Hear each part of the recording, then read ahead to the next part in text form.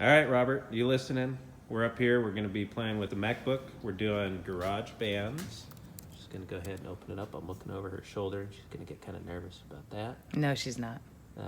So we've just opened up GarageBand.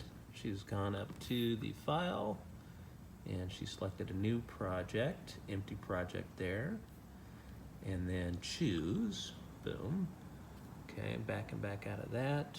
And we're selecting recording using microphone or line input. Click on that. And create. Okay, and that brings up this screen right here.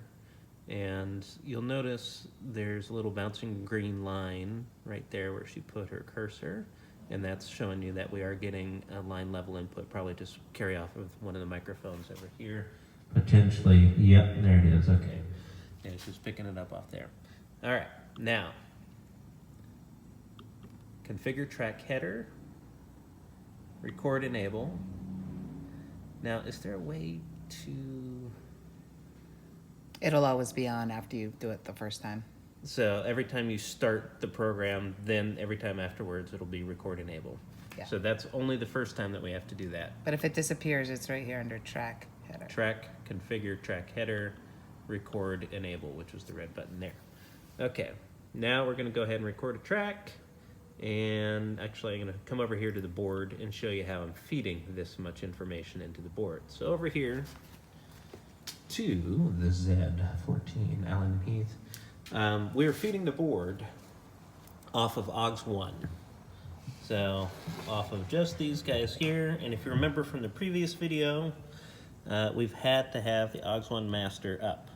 Now we've been here for a few hours, we drank a couple beers, and I kept on forgetting to turn that up. So you gotta remember to turn that little knobby up in order to feed this information over. You'll also notice that the AUX1 is depressed here. That is what sends it out through this guy here. All right, so that part's important.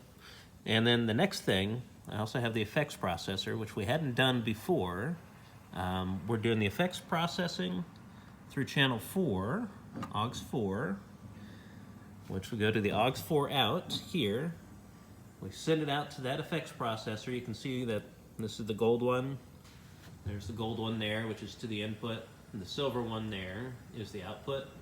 And the output is coming in right here on the mono channel, left mono, on this whole line set right there, which is our blue fader 13 and 14. I figured I'd put the effects all the way to the right.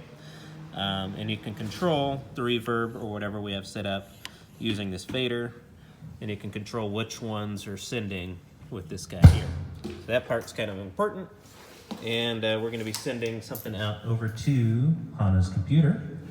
And she's gonna hit record, which is done. First, I'm gonna arm the track right here.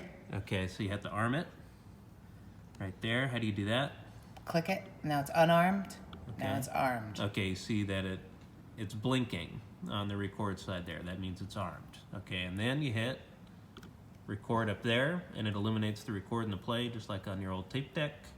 And we're sending stuff out of the board, and you can kind of get an idea of the levels by how things are bouncing up and down on that nice horizontal line. And of course, you can hear the reverb. And if I come over here and pull that fader down, we go to no reverb. Not very exciting, I sound very boring, but now I'm in a cool concert hall. So that's what we got there. That thing is not overly difficult. It's kind of intimidating, at least for me, but there it is. And the monitor mix you can listen to by clicking this.